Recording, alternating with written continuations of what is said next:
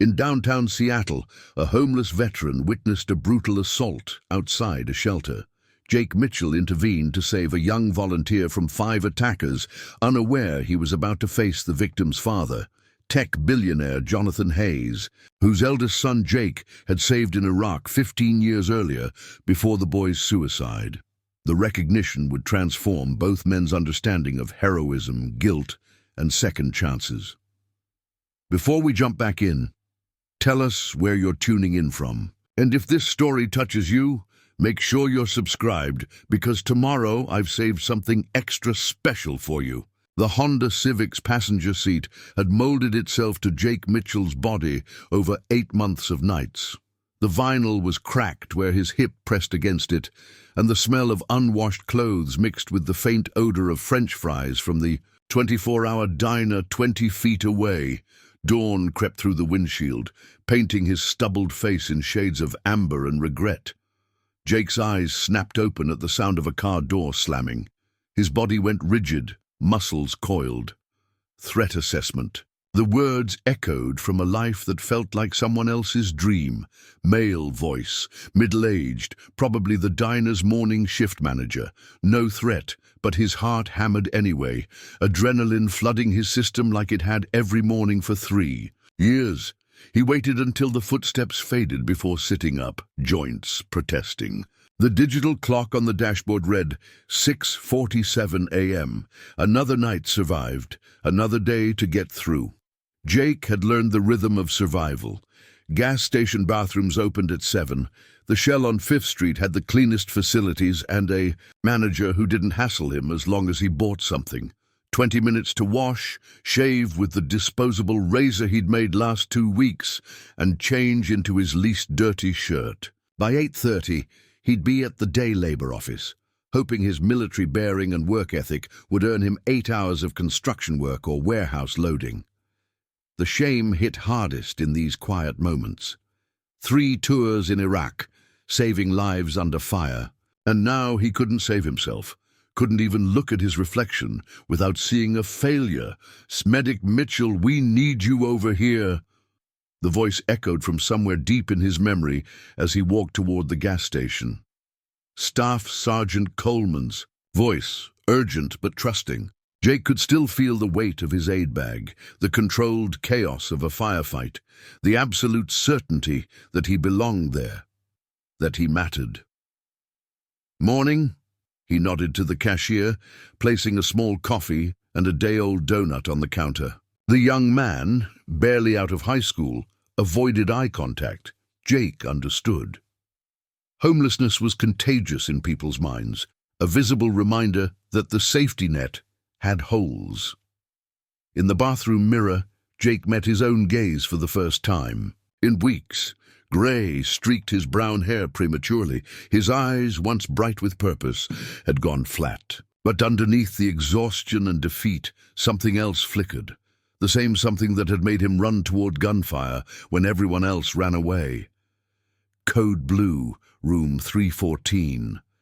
Code Blue, room 314. The hospital's intercom crackled through his memory as he splashed cold water on his face. His last day as a paramedic. Mrs. Henderson, 73, cardiac arrest. He'd done everything right. Perfect compressions, textbook intubation. But when the doctor called time of death, Jake's vision had tunneled. The beeping monitors became incoming mortars. The fluorescent lights overhead turned into the harsh Iraqi sun. He'd found himself crouched behind the supply cart, hyperventilating, while his partner Mike tried to talk him down. The other medical staff stared, whispered. Within a week, he was on administrative leave. Within a month, unemployed. "We understand," his supervisor had said, not meeting his eyes.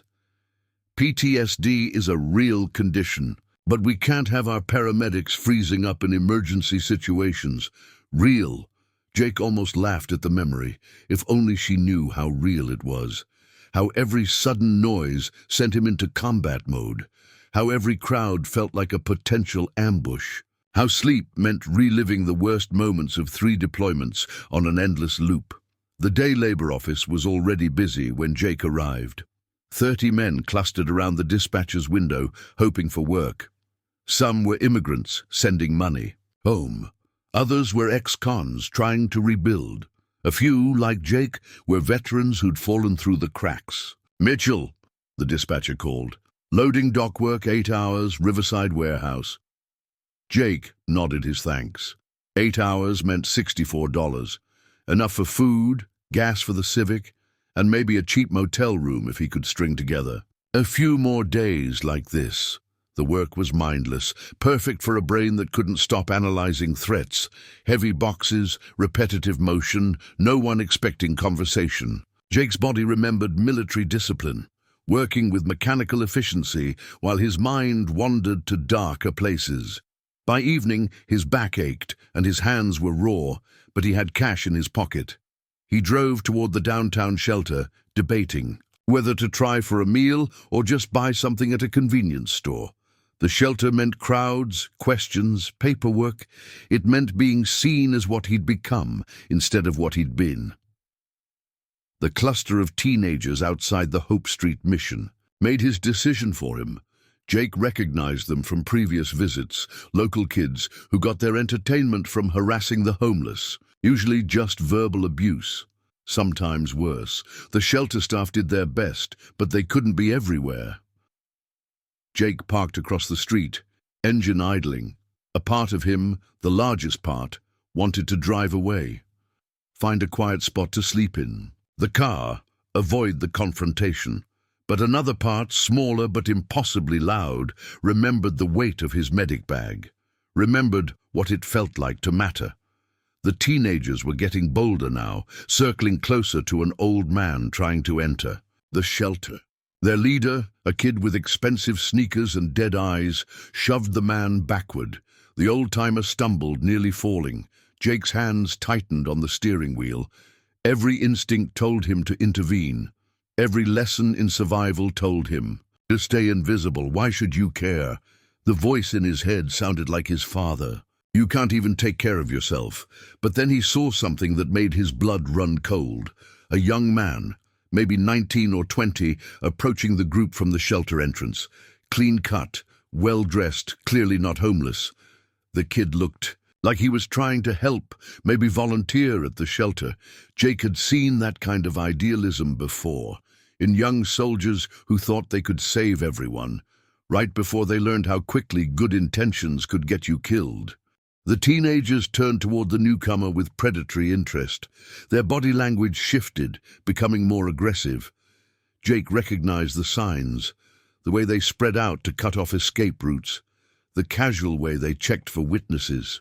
This wasn't going to be just harassment. Jake's door was open before he consciously decided to move. Every rational part of his mind screamed warnings. You're outnumbered. You're not a soldier anymore. This isn't your fight. But his feet were already carrying him across the street, muscle memory overriding thought.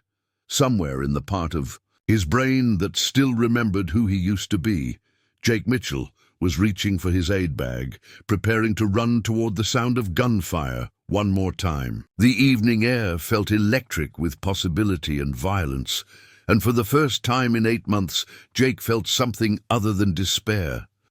Purpose flickered to life in his chest like a pilot light refusing to die, small but impossibly bright against the darkness that had consumed his world. Jake's feet hit the pavement with practiced silence, his body moving with the fluid grace of someone trained to approach danger. The teenagers hadn't noticed him yet. Their attention was locked on the young man who'd emerged from the shelter, carrying a box of supplies. "Well, well," the leader drawled, his voice carrying the casual cruelty that only came from never facing real consequences. "What do we have here? Another bleeding heart come to save the homeless?" The young man, Jake could see now he was maybe 18, with dark hair and his father's determined jawline, set down the box carefully. "I'm just volunteering," he said, his voice steady despite the obvious tension. "There's no trouble here." "No trouble?" The leader stepped closer, flanked by 4 others. "That's where you're wrong, rich boy. See, this is our neighborhood. These people," he gestured toward the shelter, "they bring crime. drugs, disease. They lower property values. Jake paused in the shadow of a parked van, his military training kicking in. 5 hostiles, ages 16 to 19. Leader is approximately 6'2", athletic build, carries himself like he's been in fights before. 2 flankers moving to cut off retreat routes. Standard intimidation pattern. The young volunteer, Tyler. Jake caught the name when one of the shelter workers called out, squared his shoulders. These are human beings. They deserve respect and they deserve whatever they get. The leader cut him off, shoving Tyler backward. The box scattered across the sidewalk, canned goods rolling into the gutter. There. Jake saw the moment it shifted from harassment to assault. The leader's hand went to his waistband, probably a knife, maybe brass knuckles. The others closed ranks, their postures shifting from teenage bravado to predatory focus. Tyler tried to step back, but one of the flankers was already behind him. Jake watched the kid's face change as he realized he was trapped. That moment of recognition, the same look Jake had seen on young soldiers' faces the first time they understood they might die. Move. Jake stepped out of the shadows. That's enough. 5 heads turned toward him. Jake saw their expressions shift as they took in his appearance. Disheveled clothes, unshaven face, the telltale signs of homelessness. Easy target, their body language said. Harmless vagrant.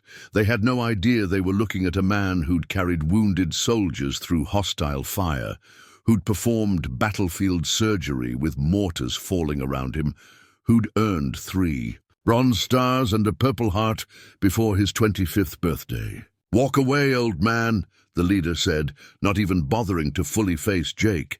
This doesn't concern you. Kid's right, Jake said quietly, his voice carrying the calm authority of someone used to being obeyed under pressure. These people deserve respect, and you're done here. The leader turned now, sizing Jake up properly for the first time. Jake saw the moment of calculation. Homeless veteran, probably unstable, definitely desperate, easy to intimidate. You want to be a hero? The leader pulled out a knife, a 4-inch folder that glinted under the streetlight. Let's see how heroic you feel. Jake's world shifted into combat time, that hyper-focused state where everything slowed down and every detail became crystal clear. The knife was a cheap intimidation piece, probably never been used in a real fight. The kid holding it favored his right side, suggesting old injury to his left shoulder. His stance was wide, unstable. Tyler, Jake said without taking his eyes. Off the leader. When I say move, you go through that door and don't look back. I'm not leaving you. You're not trained for this. I am. The leader laughed, a sound like breaking glass. Trained? You're a washed-up homeless freak who... Jake moved. 3 tours in Iraq had taught him that the difference between living and dying often came down to who acted first. His left hand deflected the knife thrust, while his right drove into the leader's solar plexus, dropping him to his knees, gasping. The knife clattered away as Jake spun toward the nearest flanker, muscle memory guiding his movements. A precise strike to the nerve cluster in the boy's shoulder sent him spinning into a parked car. The 3rd attacker hesitated, fatal mistake. Jake's forearm caught him across the throat, just enough pressure to put him down without permanent damage. The remaining 2 backed away, hands raised. Jesus, man, we were just messing around. Go! Jake's voice carried the edge of violence, barely held in check. Now! They ran, dragging their gasping leader with them. The whole confrontation had lasted maybe 30 seconds. Jake stood in the sudden silence, adrenaline coursing through his system like electricity. His hands were shaking, not from fear, but from the rush of being useful again. Of mattering. Holy shit, Tyler breathed. Where did you learn to do that? Army, Jake said simply, then louder. You hurt? No, I'm fine, but that was incredible. You just... Tyler! A woman's voice called from the shelter entrance. What happened? We heard shouting. I'm okay, Mrs. Patterson. This man helped me. Tyler turned back to Jake, his eyes bright, with admiration and something else, recognition maybe. "I'm Tyler Hayes. I owe you—" "You don't owe me anything." Jake was already backing away, the familiar urge to disappear reasserting itself. He'd been visible too long, drawn too much attention. "Wait, please." Tyler stepped forward. "Let me at least buy you dinner. Or, kid." Jake stopped him with a look. "Forget this happened. Forget you saw me." But Tyler shook his head.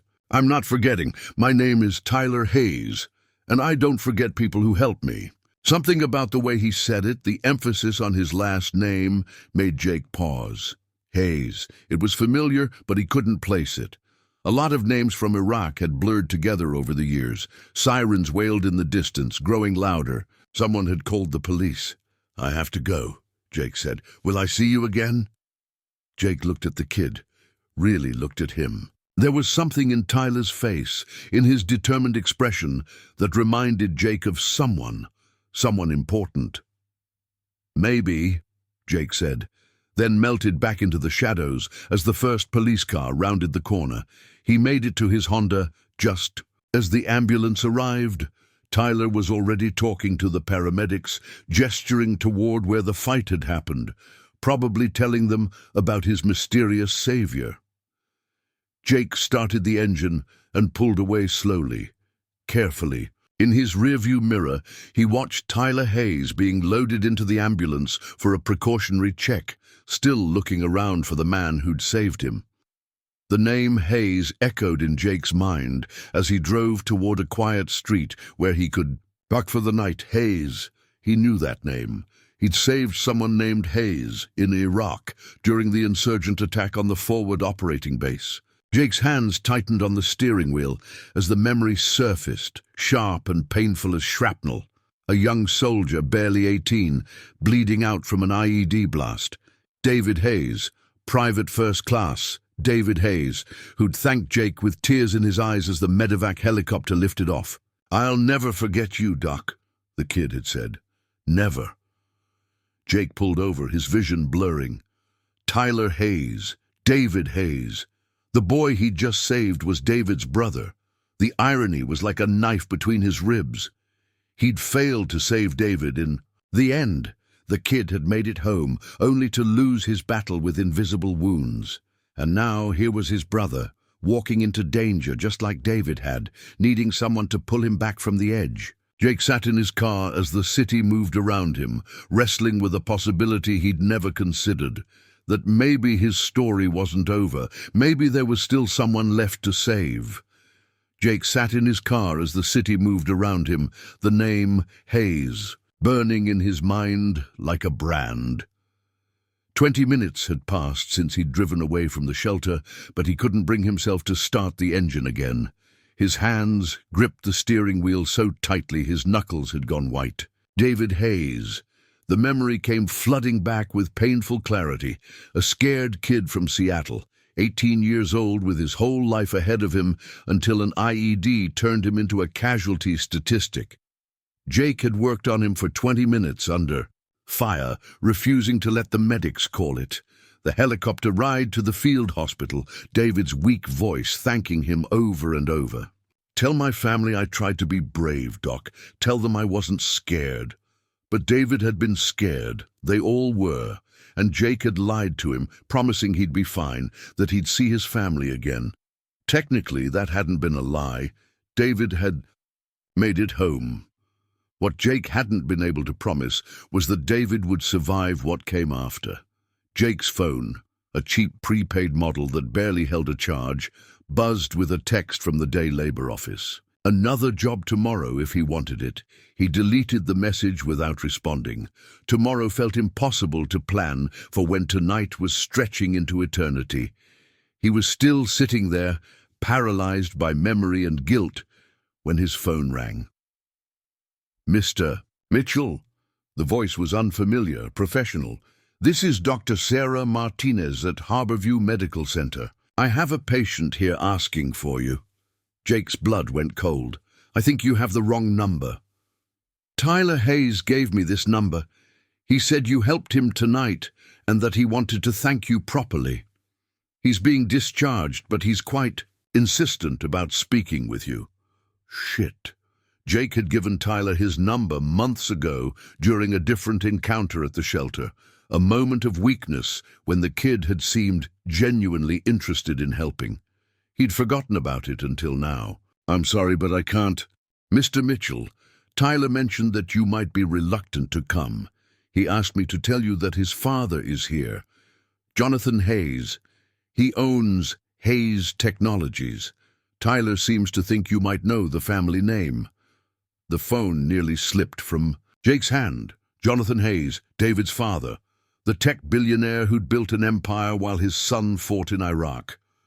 Jake remembered David talking about him, proud but distant, the kind of father who showed love through achievements and bank deposits rather than presents.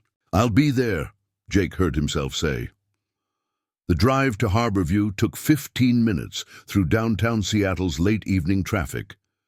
Jake parked in the visitor lot and sat for another 10 minutes, trying to prepare himself for a conversation he'd never imagined having. What did you say to the father of a soldier you'd saved, only to lose him to a different kind of war years later? The hospital lobby was bright and sterile, all polished floors and sanitizer dispensers. Jake caught his reflection in the elevator doors, unshaven, wearing clothes that had seen better decades, looking exactly like what he was, a homeless veteran with nothing left to lose. Tyler's room was on the 3rd floor. Jake found it easily. Enough, following the sound of voices, one young and animated, the other older and measured. He paused outside the door, gathering what remained of his courage. "Dad, you should have seen him. It was like something out of a movie. 5 guys with weapons and he just—" "Tyler, you could have been killed. What were you thinking going to that shelter alone?" "I was thinking about David, about what he would have done." Silence, heavy and loaded with old pain. Jake knocked softly on the doorframe. "Tyler." The young man's face lit up. "You came. Dad, this is him. This is Jake Mitchell." Jonathan Hayes turned toward the door, and Jake felt the air leave his lungs. The man was older than Jake had expected. David's death had aged him visibly, but it was the moment of recognition that nearly broke Jake's composure. Jonathan's face went through a series of emotions: confusion, disbelief, and then something like shock. "Jesus Christ," Jonathan whispered. "You're the medic from Fallujah." Tyler looked between them, sensing the sudden tension. "You two know each other?" Jonathan stood slowly, never taking his eyes off Jake. "He saved your brother's life. In Iraq, David talked about you constantly when he came home. The medic who wouldn't give up on him." Jake's throat constricted. "Mr. Hayes, he described you perfectly, said you had steady hands and eyes that wouldn't let him quit." Jonathan's voice was thick with emotion. "David said you were the reason he made it home, but not the reason he stayed." The words hung unspoken between them. "I'm sorry about David," Jake managed. "I heard about what happened. I should have stayed in touch, should have—" "No." Jonathan stepped closer, his expensive suit a sharp contrast to Jake's worn clothes. "You did your job. You brought him home alive. What happened after—" His voice broke slightly. "That was on me." Tyler was staring at both of them, pieces clicking into place. "David never told me your name. He just called you Doc. Said you saved his life, and a dozen others that day." Jake couldn't meet the kid's eyes. "I was just doing my job." "Bullshit." Jonathan's voice was sharp. "David said you performed surgery under direct fire. Said you refused to leave him when the position was being overrun." The memory crashed over Jake like a wave. The insurgent attack on forward operating base Liberty, mortars falling like rain, David bleeding out from shrapnel wounds, his femoral artery severed. 20 minutes of combat surgery while bullets whined overhead, Jake's hands steady despite the chaos, because this kid, this scared, brave kid, deserved to see home again. He made it out. Jake said quietly. That's what mattered. But he didn't make it through. Jonathan's words were barely audible. And neither did you, from the looks of things. Jake tensed, expecting judgment, pity, or worse, charity. Instead, he saw something unexpected in Jonathan's eyes, understanding, shared guilt. Mr. Hayes, I appreciate you wanting to thank me, but don't. Jonathan held up a hand. Don't you dare thank me and walk away. Do you have any idea what it's like, knowing the man who saved my son's life is living on the streets? Knowing that while I built my empire, you were falling through the cracks? Dad, Tyler said softly, maybe we should. No, Tyler, this man risked his life for our family, for David, and we let him disappear. Jonathan turned back to Jake. Let me help you. A hotel room, money for... I don't want your money. The words came out harsher than Jake intended. I don't want your pity or your guilt offering. Jonathan flinched as if he'd been slapped. It's not pity. Then what is it? It's debt. Jonathan's voice was steady now, certain. You gave my son 3 more years of life. 3 years I was too busy and too proud to appreciate properly. I owe you everything, and I failed you just like I failed him. Jake felt the familiar urge to run, to disappear back into the anonymous safety of the streets. But something in Jonathan's eyes held him. The same desperate determination Jake had seen in David's face that day in Iraq. I can't be your absolution, Jake said quietly. I know, Jonathan replied, but maybe you can be my second chance. Tyler was watching both men with an intensity that reminded Jake painfully of his brother. What if it's not about what anyone owes anyone? What if it's just about doing the right thing? Jake looked at the kid, really looked at him. Tyler had David's courage, but without the haunted edge that combat had carved into his brother's features. There was hope in Tyler's face, the kind of optimism that Jake had forgotten existed. I need to go, Jake said, backing toward the door. Wait. Jonathan pulled out a business card, scribbling something on the back. My personal number. Call me when you're ready. Jake took the card without looking at it. Mr. Hayes, I'm sorry I couldn't save him from what came after. You saved him from dying alone and afraid in a foreign country, Jonathan said. That's not nothing, that's everything. Jake nodded once and walked away, leaving behind 2 pairs of eyes that looked too much like David Hayes for comfort. In the elevator, he finally looked at the card. Along with Jonathan's number, he'd written, Thank you for giving me 3 more years with my son. Jake's hands were shaking again as he walked back to his car. The night air felt different somehow, charged with possibility and danger in equal measure. For 8 months, he'd been invisible, forgotten, irrelevant. Now, suddenly, he mattered to someone again. The question was whether he was ready for that. Responsibility. Jake drove through the night, Jonathan's business card burning like a coal in his shirt pocket. He'd meant to throw it away at the first red light, but his hand kept moving to touch it instead. Proof that the encounter at the hospital had actually happened, that he hadn't imagined the whole surreal conversation. By dawn, he was parked behind a different diner on the other side of the city, as far from his usual haunts as he could manage without leaving Seattle entirely. The Honda's engine ticked as it cooled, and Jake stared at his reflection in the rear-view mirror. Same hollow eyes, same weathered face. But something had shifted. The careful invisibility he'd cultivated was cracking. His phone buzzed. Text. Message from an unknown number. Jake, this is Jonathan Hayes. I know you asked for space, but I can't let this go. You saved my son. Let me help you save yourself. Jake deleted the message without responding, then powered off the phone entirely. But even as he did it, he knew it wouldn't be enough. Men like Jonathan Hayes didn't take no for an answer. That was how they built empires.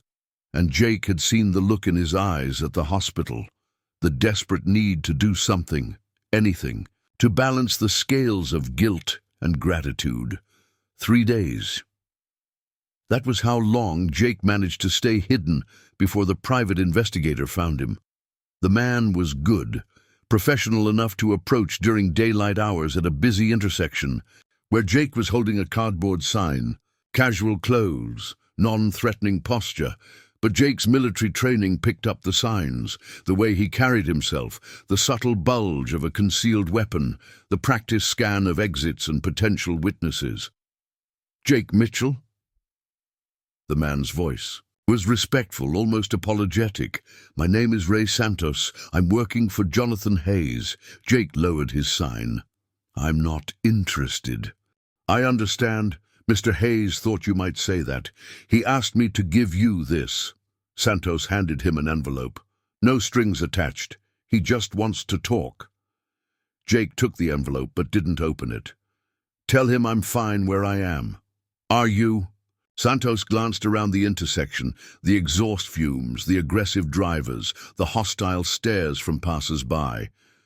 "Because from where I'm standing, this doesn't look fine." "It's my choice." "Yeah, it is." Santos nodded. "But choices change when you have options. Mr. Hayes isn't trying to control your life. He's trying to give you one."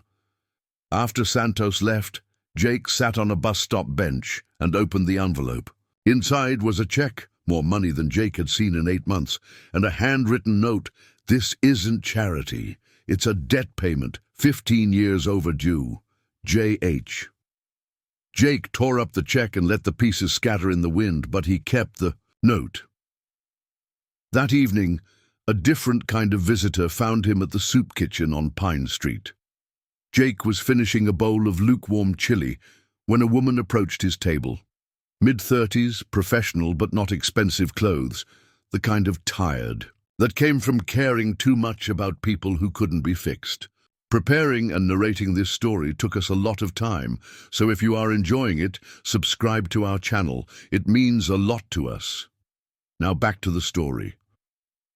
"Jake Mitchell?" She sat down across from him without waiting for permission. "I'm Sarah Chen. I'm a social worker with the VA outreach program." Jake's jaw tightened. "If Hayes sent you, he did, but I've been looking for you a lot longer than he has." Sarah pulled out a manila folder. 8 months, actually. Ever since you missed your appointment with Dr. Rodriguez." The name hit Jake like a physical blow.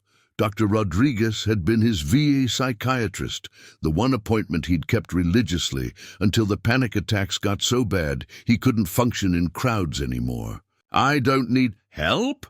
Sarah opened the folder, revealing a stack of official forms and medical records. "Jake, you missed your disability hearing. Twice. You have benefits waiting for you. Healthcare, housing assistance, job training. But you have to show up to claim them." "I tried showing up." Jake's voice was bitter. "Tried playing their games, filling out their forms. All it got me was more appointments, more questions, more people telling me what was wrong with me." Sarah nodded. "The system's broken, I know that. But walking away from it entirely isn't the solution." "Isn't it?" Jake gestured around the soup kitchen. "I don't owe anyone anything here. Don't have to perform recovery for anybody's benefit. Don't have to pretend I'm getting better when we both know I'm not." "Who says you're not getting better?" The question caught Jake off guard. He'd been so certain of his permanent brokenness that the possibility of improvement seemed absurd. "Look at me," he said. "Really look. Does this look like progress to you?" Sarah studied him for a long moment. "You know what I see? I see someone who survived 8 months on the streets with severe PTSD and traumatic brain injury. Someone who still intervenes when other people are in danger, even when it puts him at risk. That's not broken, Jake. That's resilient as hell." Jake felt something crack inside his chest, not breaking but opening. "I can't go back to who I was. Nobody's asking you to. We're asking you to figure out who you are now." Sarah slid a business card across the table. "There's a program, transitional housing specifically for veterans with combat trauma. No strings, no requirements except that you show up twice a week for counseling. You can leave any time. And Hayes, what's his angle in all this? Honestly, I think he's trying to save David by saving you. It's not healthy, but it's not malicious either. Sarah leaned forward. But here's the thing. His motives don't matter. What matters is whether you're ready to stop punishing yourself for surviving. Jake stared at the card.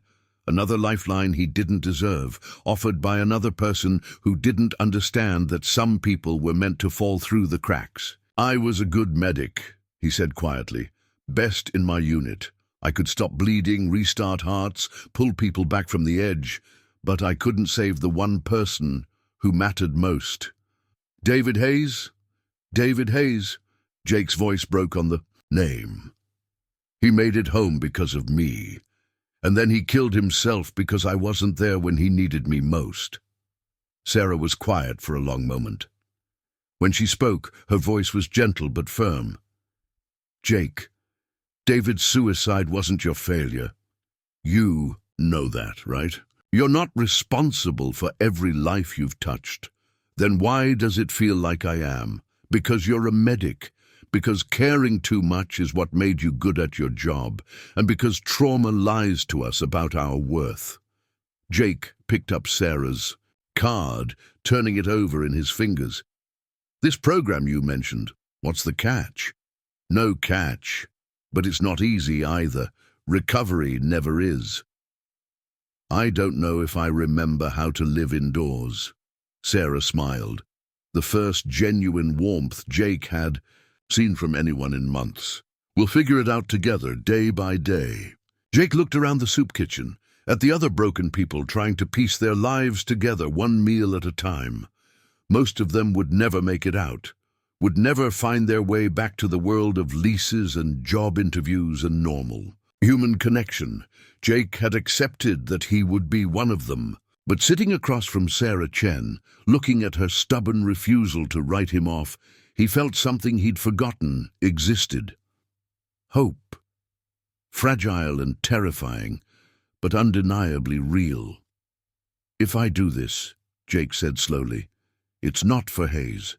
It's not to pay some debt or ease someone else's guilt. Who would it be for? Jake thought about Tyler Hayes, barely 18 and full of his brother's courage. About David, who deserved better than the father who couldn't see past his own ambition, and the medic who couldn't follow him home. About all the other veterans who'd slipped through the cracks, while people like Jonathan Hayes built empires on the assumption that money could fix everything. For the next kid who needs saving, Jake said finally. And maybe for me. Sarah nodded. That's reason enough. Jake pocketed her card next to Jonathan's crumpled note. 2 lifelines from 2 very different people, both offering him something he'd stopped believing in, a second chance. The question was whether he was brave enough to take it. Sarah Chen drove through the quiet suburban streets of Maple Valley, checking the address on her phone against the modest 2-story house at the end of Elmwood Drive. The lawn was perfectly maintained, children's toys scattered across the front porch, a minivan in the driveway with soccer ball stickers on the rear window. It looked like the American dream in miniature, exactly the kind of life Jake Mitchell had once been building toward. Jonathan Hayes sat in the passenger seat, uncharacteristically quiet. He'd insisted on coming despite Sarah's warnings that his presence might complicate things. Wealthy tech executives didn't usually make house calls to suburban nurses, and Sarah suspected Katie Mitchell would see right through any attempt at casual introduction. Remember what we discussed, Sarah said as they walked toward the front door. She's protective of her family for good reason. Let me lead.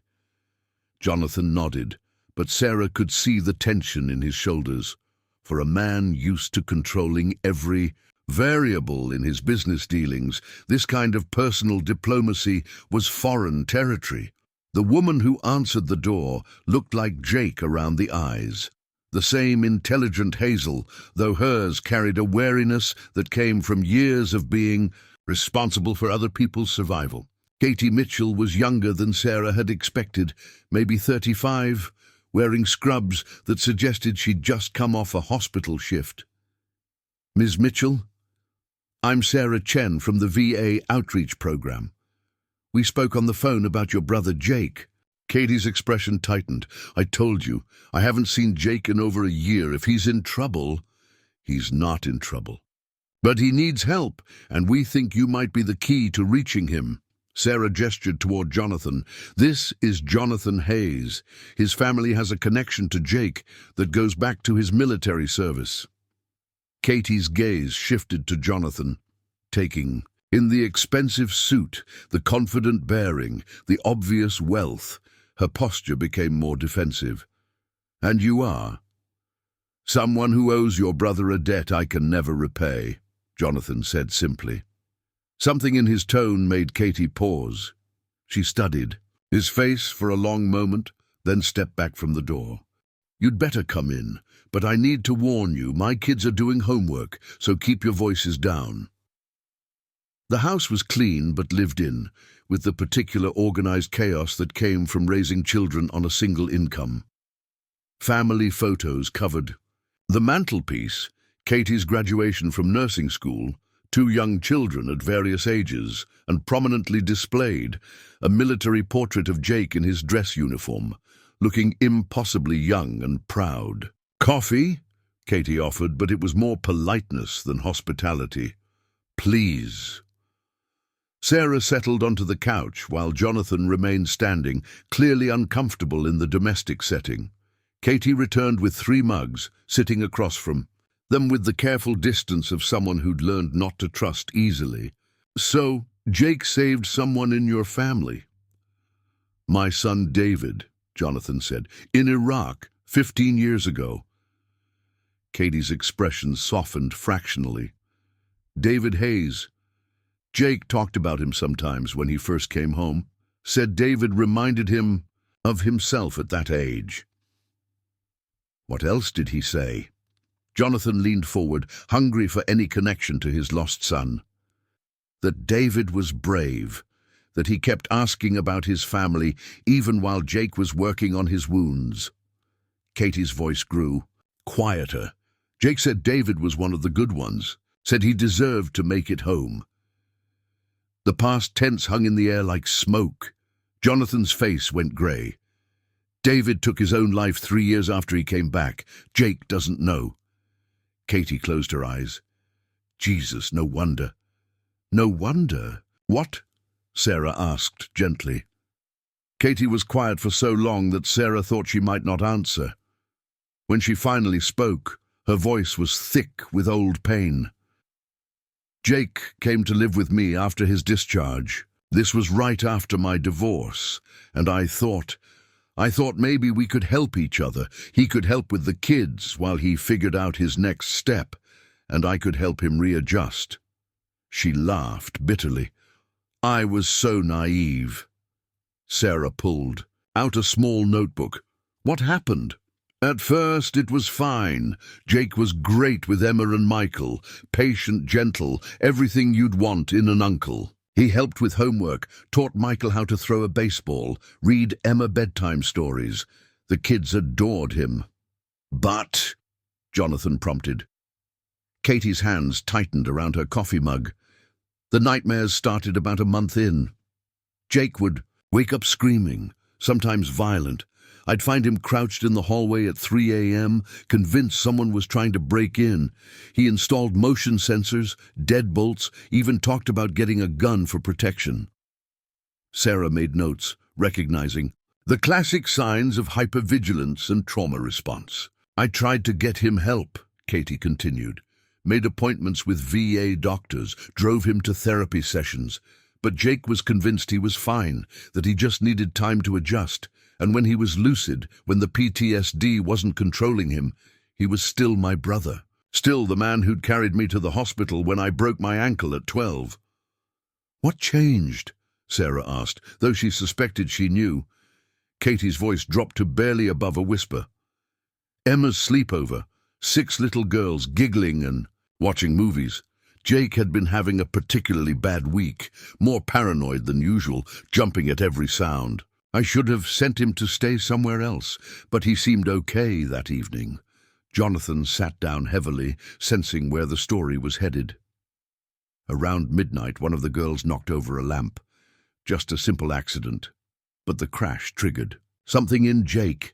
By the time I got downstairs, he had all 6 girls pressed against the wall, convinced they were under attack. He was protective but terrifying, telling them to stay low, that he'd get them to safety.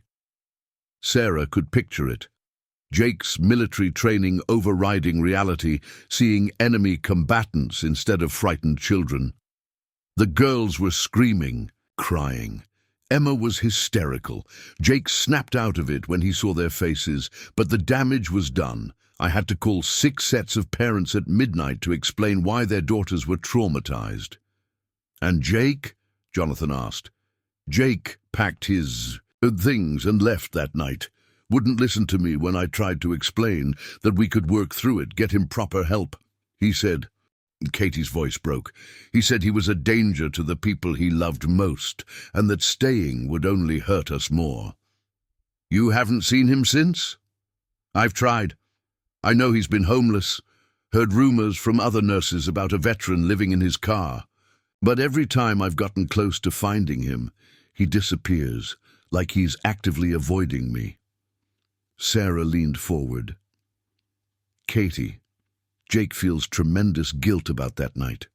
He thinks he's irredeemably broken, that he'll always be a threat to the people he cares about. He's my brother," Katie said fiercely. "Broken or not, he's family."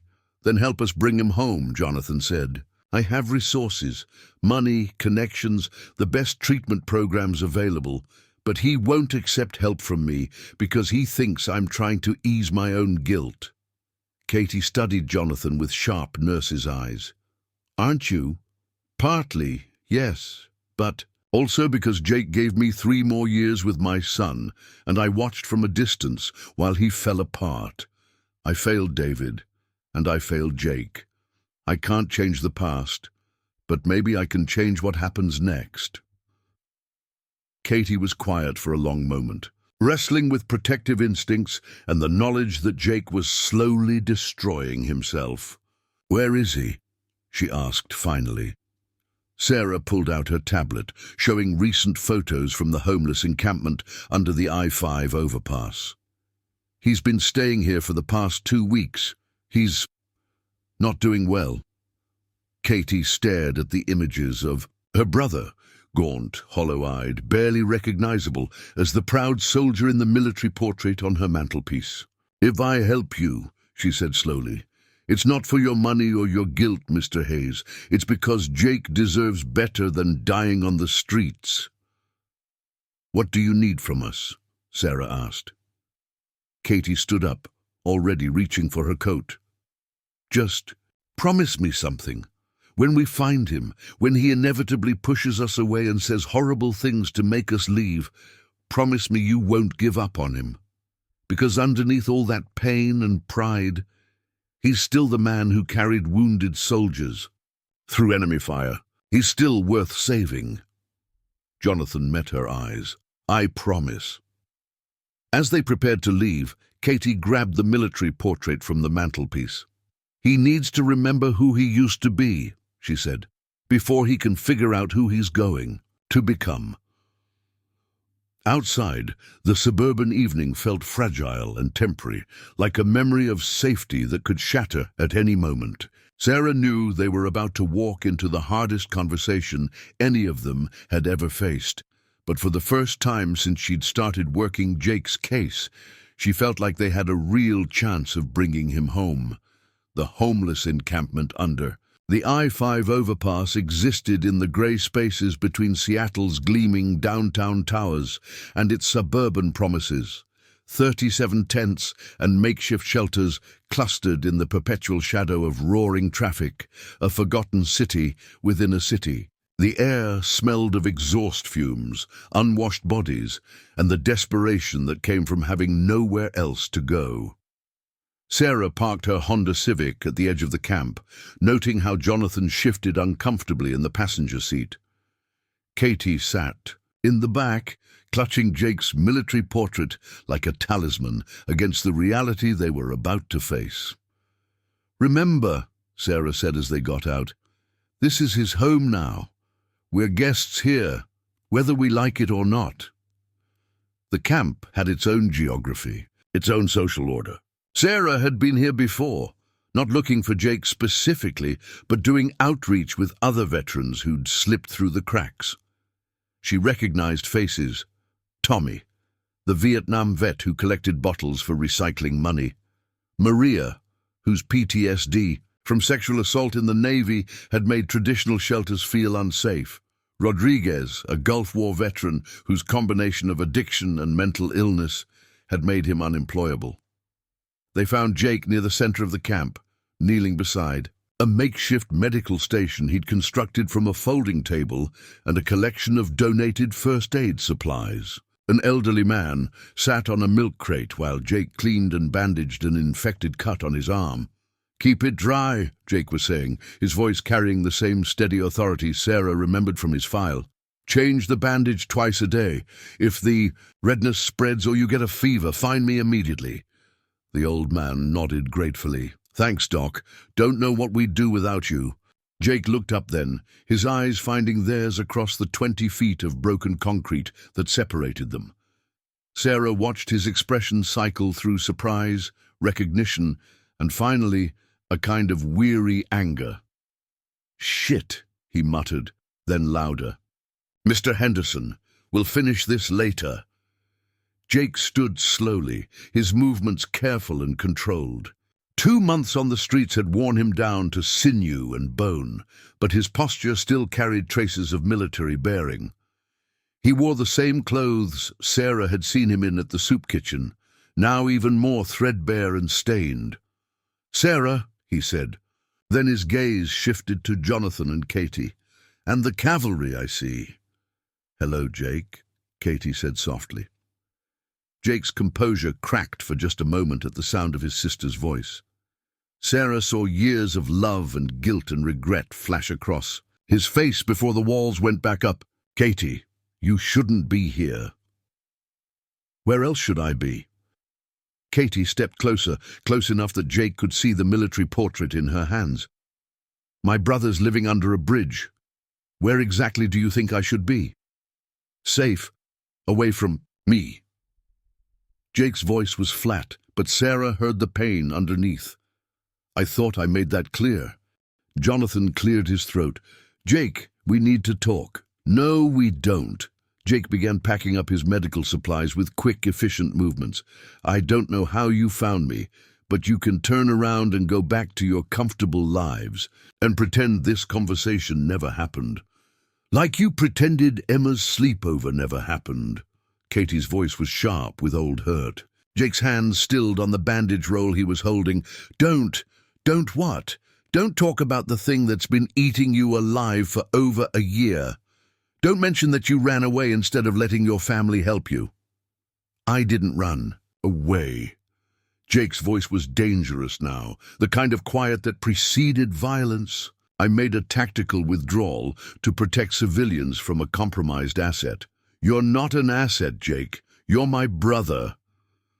I'm a broken veteran with PTSD who terrified 6 little girls because I can't tell the difference between reality and a war zone." Jake stood, towering over Katie with the full weight of his self-loathing. "I'm exactly the kind of person children should be protected from." Sarah stepped forward, recognizing the spiral. "Jake, that's not true." "Isn't it?"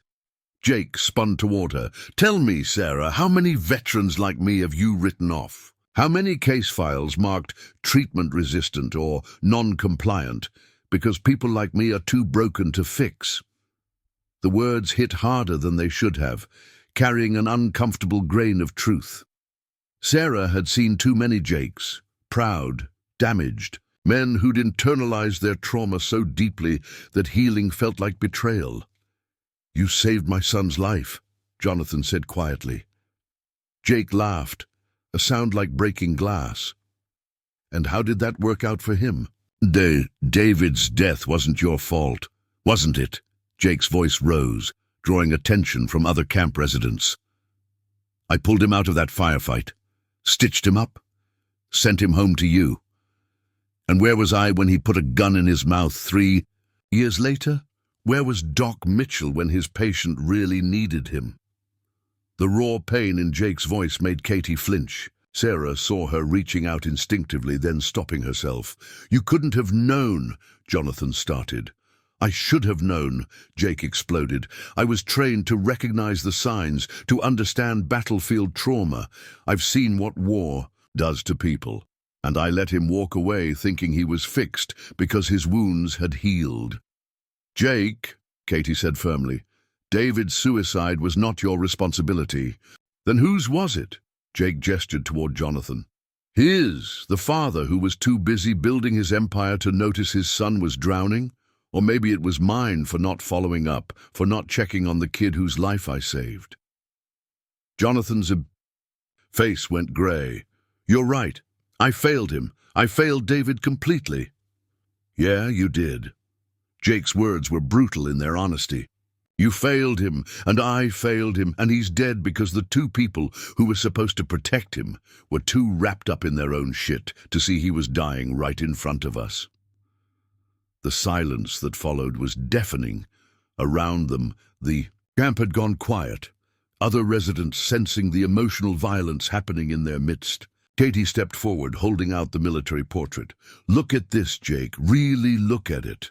Jake glanced at the photo, then away. I know what I used to look like. No, you don't. Because when I look at this picture, I don't see someone who failed. I see someone who dedicated his life to saving others. I see someone who ran toward danger when everyone else ran away. That person is gone. Is he? Katie gestured toward the medical station. Because from where I'm standing, I see someone who's still saving lives, still taking care of people who have nobody else. Jake looked around the camp, at the faces watching him with concern and gratitude, at the makeshift community he'd helped, hold together with medical knowledge and stubborn compassion. This is different, he said quietly. How? These people. They don't expect me to be whole. They don't need me to be the hero. They just need someone who gives a damn. And Sarah felt something click into place, and that's exactly what David needed too. Not a perfect medic or a perfect father. Just someone who gave a damn. Jake's shoulders sagged. I can't go back, Katie. I can't pretend to be normal, live in houses with locks on the doors and pretend the world is safe.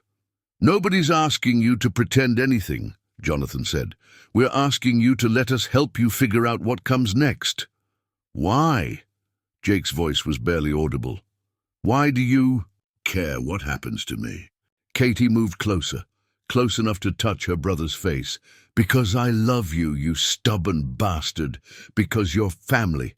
And because the world needs people like you. People who run toward the fight when everyone else runs away. Jake closed his eyes, leaning into his sister's touch for just a moment before pulling away. I don't know how to be anything other than broken. Then we'll figure it out together, Sarah said, one day at a time. Jake looked at each of them in turn, the sister who'd never stopped believing in him, the social worker who refused to write him off, and the father whose guilt matched his own. For the first time in months, he didn't see people trying to fix him. He saw people willing to stand in the rubble with him while he figured out how to rebuild. If I do this, Jake said slowly, it's not going to be easy. I'm not going to magically get better because you want me to. We know, Katie said simply. Jake nodded toward his medical station, and I'm not abandoning them. These people need someone who understands. We'll work with that, Sarah promised. Jake was quiet for a long moment, studying the military portrait in Katie's hands. The young soldier in the photo looked impossibly confident, impossibly whole. But maybe that wasn't the point. Maybe the point was that somewhere underneath the damage and the guilt and the self-hatred, that soldier was still there, not unchanged but unbroken. Okay, Jake said finally. Let's see what comes next. 3 weeks after the confrontation under the bridge, Jake sat in the passenger seat of Sarah's Honda, watching the transitional housing facility grow larger through the windshield. The building was nothing special. A converted motel on the outskirts of Seattle, painted institutional beige with small windows that reminded him too much of military barracks. But it had 4 walls and a door that locked from the inside, which was more than he'd had in 8 months. "You can change your mind," Sarah said as she pulled into the parking lot. "This isn't a prison sentence."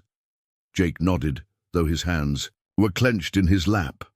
The idea of sleeping indoors still felt foreign, almost threatening. Under the bridge, he'd been able to see all the approaches, hear every footstep. Here, he'd have neighbors on 3 sides and no clear escape route. "How many residents?" he asked. 18 currently. All veterans, all dealing with some combination of PTSD, addiction, or housing instability. Sarah turned off the engine. "The rules are simple. No drugs, no alcohol, no violence. Mandatory check-ins twice a week with counseling services. Beyond that, you're free to come and go as you please." Jake's room was on the 2nd floor, sparse but clean, with a single bed, a small desk, and a bathroom he wouldn't have to share with strangers. Sarah helped him bring up his few possessions. A duffel bag of clothes donated by Katie, the medical supplies he'd insisted on keeping, and a manila folder containing paperwork he still couldn't bring himself to read.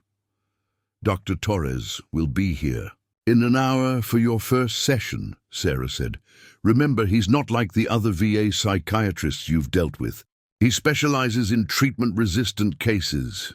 Jake sat heavily on the bed, testing the mattress. Too soft. He'd probably end up sleeping on the floor. What makes him different? He was military, Special Forces medic actually. Did 3 tours in Afghanistan before going back to school for psychiatry. That caught Jake's attention. Military medics understood things civilian doctors never could. The weight of holding someone's life in your hands, the impossible decisions made under fire, the guilt that came with saving some and losing others. "Jake." Sarah's voice was gentle. "This is going to work, but you have to let it." After Sarah left, Jake unpacked his medical supplies with methodical precision. Bandages, antiseptic, pain relievers, all donated or scrounged, but organized like a proper field kit. Working with his hands helped quiet the hypervigilance that made his skin feel electric. A knock on the door made him freeze. Jake checked the time, still 30 minutes before his appointment. He opened the door to find a tall, lean man in, his 50s with graying hair and the kind of calm presence that came from years of emergency medicine. "Jake Mitchell? I'm Dr. Michael Torres." The man's handshake was firm, but not aggressive.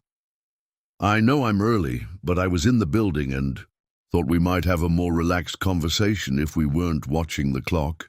Jake gestured him inside, noting how Torres's eyes quickly scanned the room, not judging, just cataloging, the way a fellow medic might assess a patient's living situation for relevant details. "Sarah tells me you've been resistant to traditional therapy approaches," Torres said, settling into the room's single chair. "Resistant?" Jake almost smiled. "That's one way to put it. What would be another way?" Jake considered the question. "Incompatible. Most therapists want to talk about feelings and coping mechanisms. They want me to process trauma like it's a math problem with a neat solution." Torres nodded.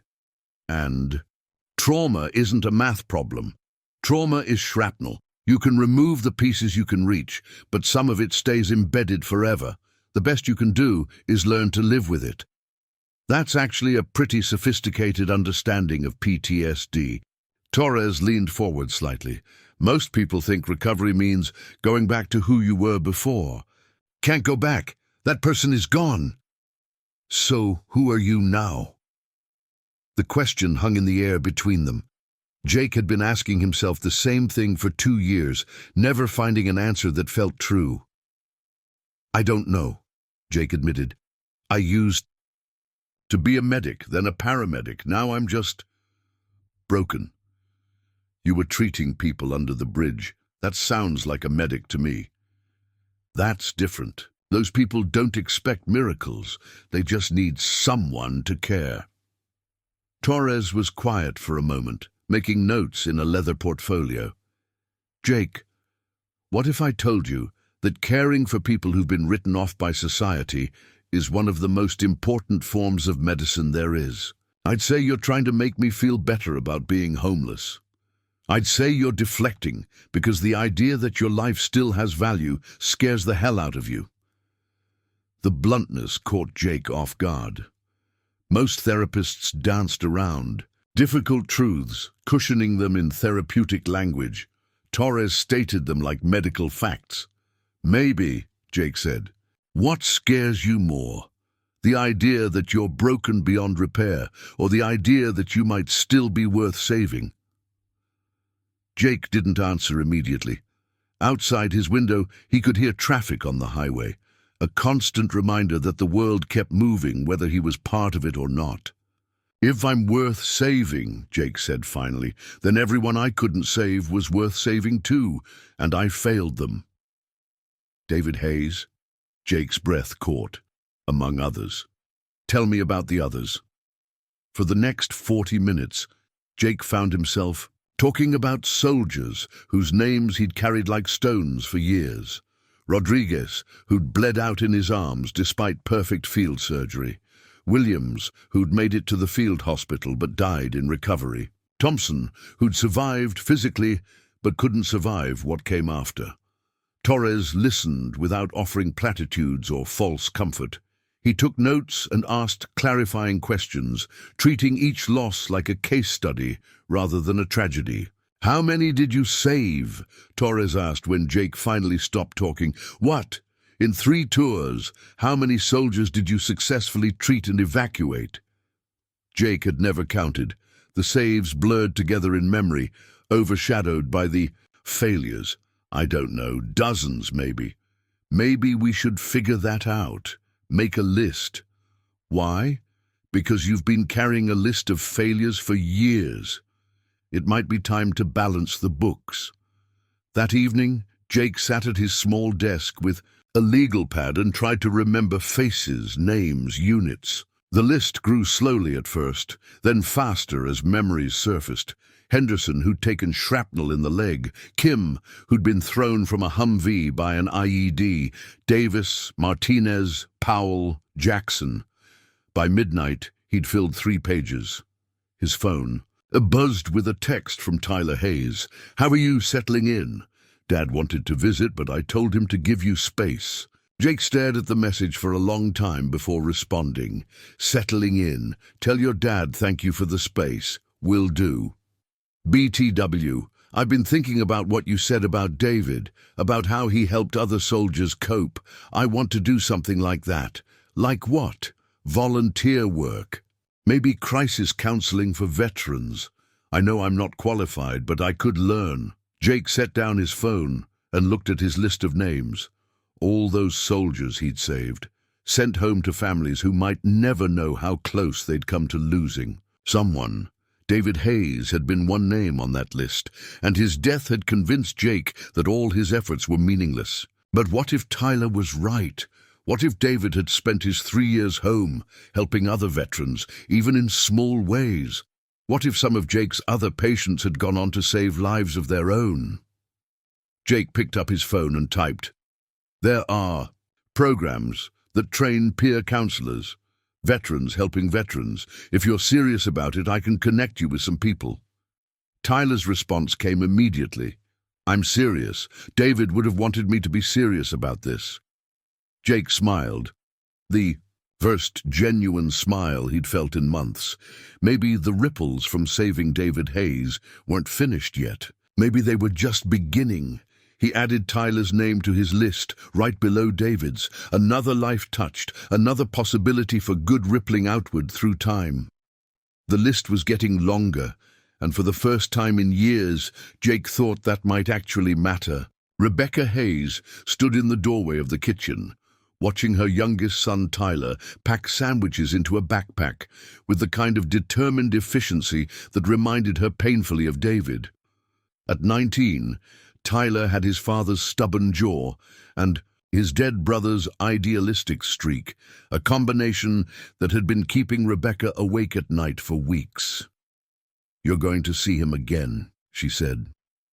It wasn't a question. Tyler didn't look up from his task. "Jake's helping me understand the peer counseling program. It's important work, Mom. Important enough to lie to your father about where you're spending your afternoons?" That made Tyler pause. "I'm not lying. I'm just not volunteering." Information he didn't ask for. Rebecca stepped into the kitchen, noting the careful way Tyler avoided her eyes. In the 2 months since Jake Mitchell had entered their lives, Tyler had changed. He was more focused, more purposeful, but also more secretive. The easy relationship they'd shared since David's death had developed hairline cracks. "Tyler, sit down, please." He sighed but complied, settling into the breakfast nook where they'd shared countless mother-son conversations over the years. Rebecca poured herself coffee with hands that weren't quite steady. "I know you think you're honoring David's memory," she began carefully, "but I'm worried you're putting yourself in danger." "Danger? Mom, Jake saved my life. He's one of the most honorable people I've ever met. He's also a homeless veteran with severe PTSD who's been living on the streets for 8 months. Tyler's expression hardened. So was David, basically. Just because Jake doesn't have a trust fund doesn't make him less worthy of respect. The words hit like a slap. Rebecca set down her coffee cup with shaking hands. "That's not what I meant. Isn't it because it sounds exactly like what Dad would say? Judge people by their bank account, their address, their ability to contribute to the Hayes family legacy. Your father is trying to help Jake. Dad's trying to ease his guilt. About David, there's a difference." Rebecca was quiet for a moment, studying her son's face. When had he become so perceptive about adult motivations? When had he stopped being her little boy and started seeing the world with such clear, unforgiving eyes? "You blame us," she said, quietly. "For what happened to David?" Tyler's anger deflated slightly.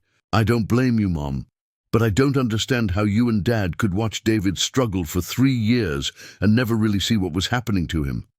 We tried.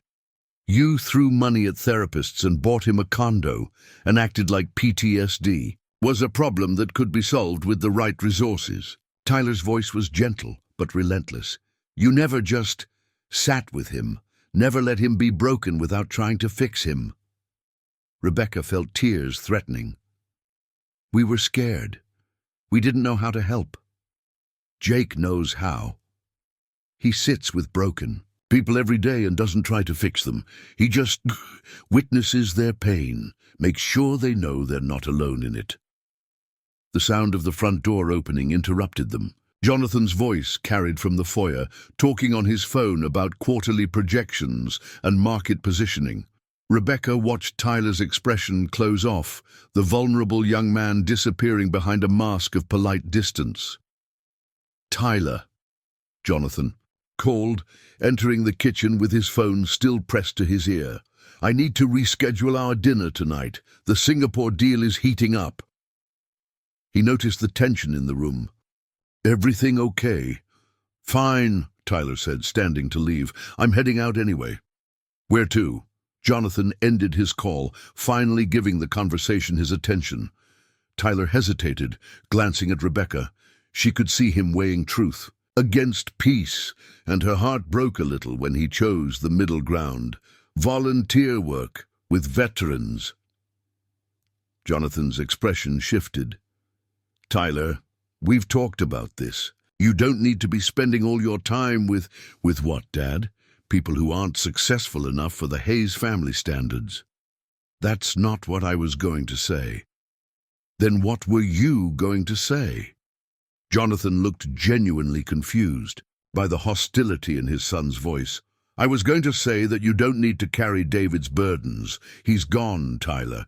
You can't save him by saving other veterans.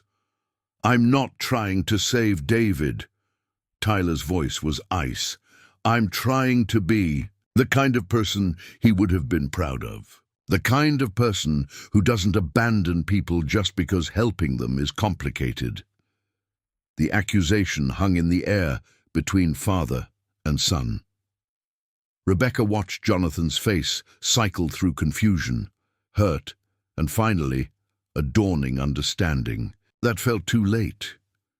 Tyler, forget it, Dad. Just forget it. Tyler left through the back door, the sound of his motorcycle starting a few minutes later. Rebecca and Jonathan stood in the sudden silence, the weight of years of unspoken grief settling between them like fog. He hates me, Jonathan said quietly. He doesn't hate you. He's angry because he sees what I see, that we failed David and we're failing each other. Jonathan sat down heavily in Tyler's abandoned chair. I don't know how to fix this, Rebecca. I don't know how to fix any of this. Maybe that's the problem. Maybe everything doesn't need to be fixed. Rebecca joined him at the table, reaching across to take his hand. It felt strange. They'd been living like polite strangers for 2 years, sharing a house but not a life. When did we stop talking? She asked. Really talking, not just coordinating schedules and discussing Tyler's college plans? Jonathan was quiet for a long moment. When David died, when talking about it hurt too much, so we just stopped. And Tyler sees that. He sees us living separate lives under the same roof, and he's determined not to make our mistakes. What mistakes? Jonathan's voice was defensive. I'm trying to help Jake Mitchell. I'm trying to do right by David's memory. You're trying to buy your way out of guilt. It's different. The words were harsh, but not unkind. Rebecca had been thinking them for months, watching her husband throw money and resources at Jake Mitchell while remaining emotionally unreachable to his own family. I don't know how else to help, Jonathan admitted. Money is what I understand. Business deals, negotiations, problem solving. I don't know how to just sit with pain. Learn. What? Learn how?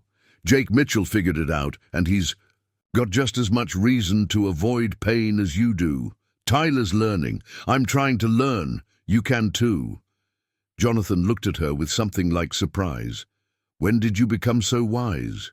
When I started going to grief counseling, something you refused to do because it felt like admitting failure. You've been going to counseling? For 6 months. Doctor Patricia Williams, downtown. She specializes in family grief and trauma. Rebecca squeezed his hand. I've been waiting for you to ask why I seem different. Why I stopped crying myself to sleep every night. Jonathan's face crumpled. Rebecca, I'm sorry. I've been so focused on everything else that I didn't even notice. You didn't notice because you've been running from your own pain for 2 years. And now Tyler's running from us because he's afraid he'll end up like David, isolated, misunderstood, and ultimately alone. What do I do? Rebecca stood up, moving to the window where she could see Tyler's motorcycle tracks in the gravel. Driveway. You could start by actually getting to know Jake Mitchell, not as a project or a way to honor David's memory, but as a person, as someone Tyler cares about. You think I should go see him?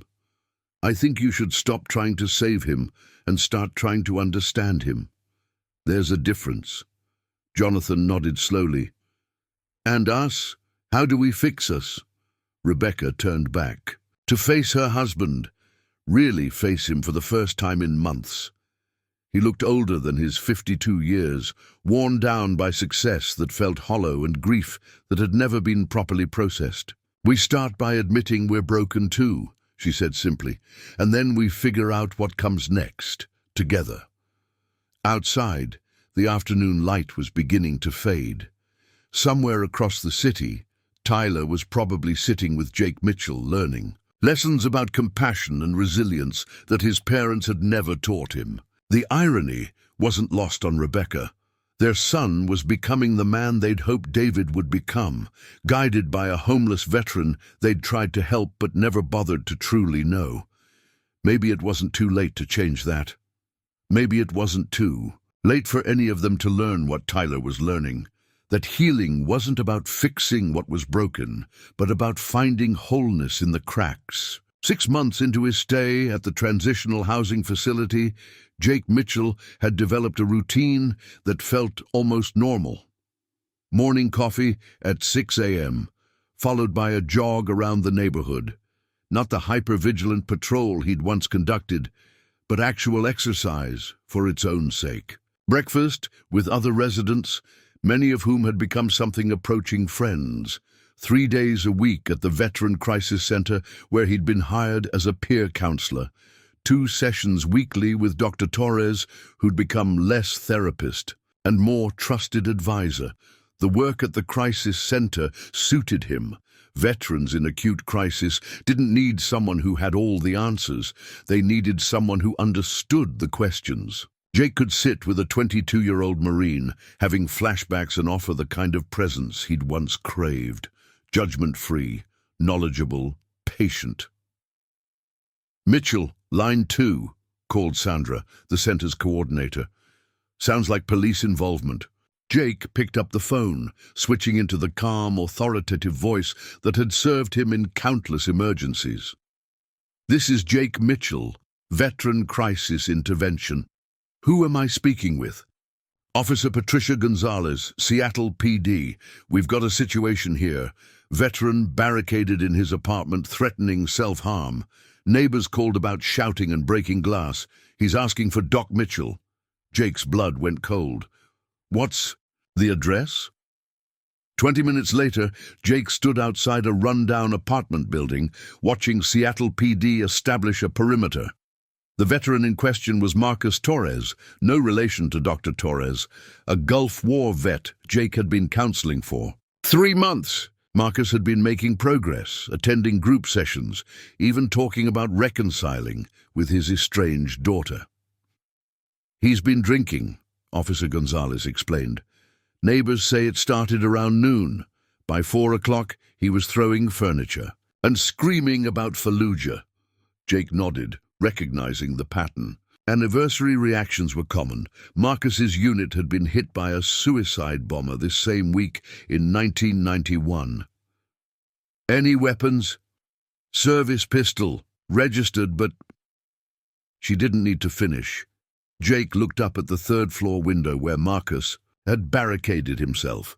This was exactly the kind of situation that had triggered his own breakdown 2 years ago. High stakes, someone's life hanging in the balance, all eyes on him to perform a miracle. But something had changed. Instead of feeling the familiar spike of panic, Jake felt a strange calm. Marcus needed him to be present, not perfect, to witness his pain, not fix it. "I'm going up," Jake told Gonzalez. "Absolutely not. This is a police matter now. Marcus asked for me specifically. He trusts me. Let me try to de-escalate before you send in tactical." Gonzalez studied Jake's face, clearly weighing protocols against pragmatism. 5 minutes. You stay on the radio, and if things go sideways, you get out immediately." Jake climbed the stairs slowly, each step steady and deliberate. At Marcus's door, he knocked gently. "Marcus, it's Jake. Can we talk?" Silence then. "Doc? That really you?" "It's me." "Can I come in?" "Don't want you to see me like this.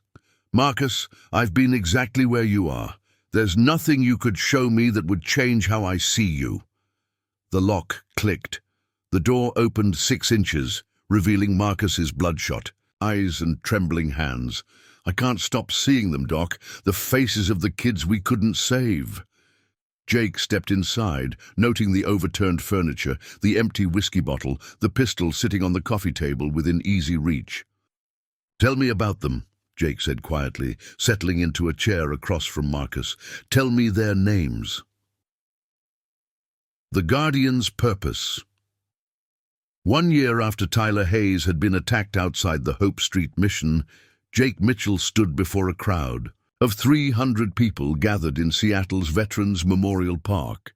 The annual memorial service had drawn families, active military, and veterans from across the Pacific Northwest. American flags snapped in the October breeze, and the late afternoon sun cast long shadows across the rows of white headstones. Jake adjusted the microphone, his dress uniform, the first time he'd worn it in 4 years, feeling strange, but right. In the front row, he could see familiar faces. Katie with her children, Sarah Chen, Dr. Torres, and the Hayes family sitting together for the first time since David's funeral. 3 years ago, Jake began, his voice carrying clearly across the gathering, I lost a patient, not on a battlefield, not in a hospital, but here at home. His name was David Hayes, and he died fighting a war that followed him back from Iraq. Jake's eyes found Jonathan in the crowd.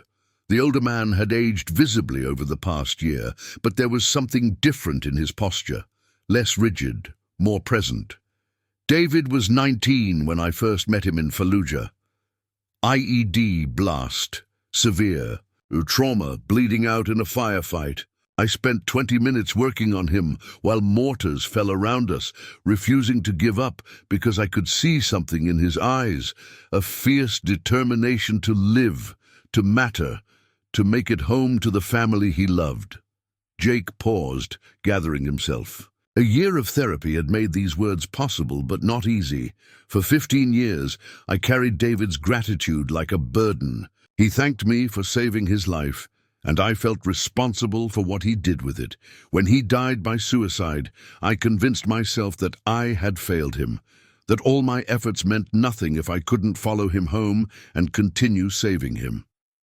No. The crowd, Jake spotted Marcus Torres, sober now for 8 months, working as a night shift security guard and slowly rebuilding his relationship with his daughter.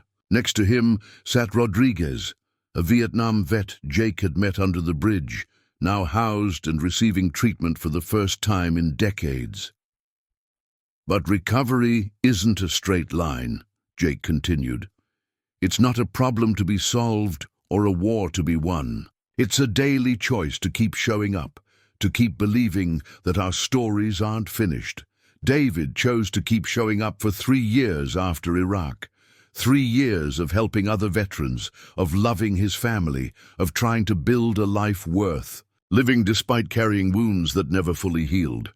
Jake's voice grew stronger. Those 3 years matter. Every life he touched, every moment of connection, every small act of courage, they ripple forward through time in ways we can't always see. David's younger brother Tyler is now training as a peer counselor, determined to help other veterans find their way home. That's David's legacy continuing. Tyler Hayes stood up from his seat, tears streaming down his face, but his shoulders straight with purpose. Around him, other young people began standing, children and siblings of veterans, inspired by his example. Today, I work at the King County Veterans Crisis Center, Jake said, helping people who've been written off by systems that don't understand trauma. Not because I've found all the answers, but because I've learned that sometimes the most important thing we can offer each other is witness. The simple recognition that pain is real, that struggle is valid, and that nobody has to carry their burdens alone. Jake looked out over the sea of faces, veterans and families, active military and civilians, all connected by service and sacrifice and the ongoing work of healing. David Hayes died believing he was broken beyond repair, but sitting here today, seeing the community that's grown up around his memory, I know he was wrong. We're all broken in some way. The question isn't whether we can be fixed, it's whether we can learn to find wholeness in our brokenness, purpose in our pain, and connection in our shared humanity. As Jake stepped away from the podium, the crowd rose in sustained applause. But what moved him most was the sight of Jonathan and Rebecca Hayes holding hands, Tyler between them, all 3 of them crying and healing together. Behind them, Jake's sister Katie beamed with pride, her children waving small American flags. Later, as the crowd dispersed, Jake found himself standing beside David's memorial stone. Jonathan approached quietly, carrying a small potted plant. "Rosemary," Jonathan explained, kneeling to place it beside the headstone. "For remembrance." "He'd like that," Jake said. "Jake, thank you for everything, for saving him then, for honoring him now, for showing us what it really means to carry forward." Jake nodded, understanding that some debts weren't meant to be repaid, but transformed. "Take care of Tyler. He's going to do important work. We will, all of us, together." As the sun set over Elliott Bay, Jake walked toward his apartment, his own apartment now, earned through steady work and slow healing. Tomorrow he would return to the crisis center, where new veterans would arrive carrying fresh wounds and old stories. He would sit with them, witness their pain, and help them understand what he had finally learned himself. That being broken wasn't the end of the story. It was just the beginning of becoming whole in an entirely new way. The Guardians' purpose wasn't to prevent all pain, but to ensure that no one faced it alone. And in that shared witness, that stubborn refusal to give up on each other, lay the possibility of redemption, not just for the saved, but for the saver as well. Up next, you've got two more standout stories right on your screen. If this one hit the mark, you won't want to pass these up. Just click and check them out. And don't forget to subscribe and turn on the notification bell so you don't miss any upload from us.